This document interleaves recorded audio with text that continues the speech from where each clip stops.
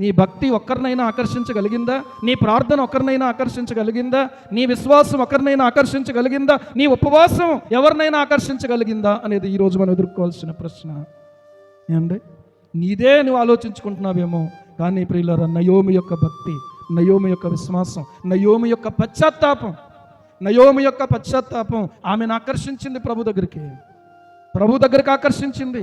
నీ హృదయం ఒకవేళ ప్రియులారా ప్రభు ఎదుట ఒకసారి పరిశీలన చేసుకో. నీ హృదయము దేవుని ఎదుట సరైనదిగా ఉంటే, నీ భక్తి సరైనదిగా ఉంటే, నీ ప్రార్థన సరైనదిగా ఉంటే, నీ నడక సరైనదిగా ఉంటే ఒక్కరికైనా ఆకర్షించబడతారు ఖచ్చితంగా.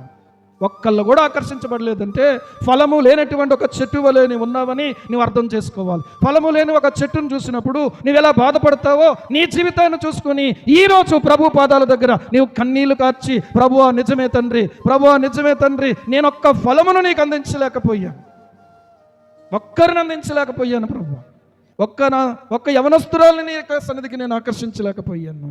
ఒక్కరి కోసం ఒక్కళ్ళే పోనీ, ఎక్కువ మంది కాదు, ఒక్కరిని సంపాదించుకుందండి.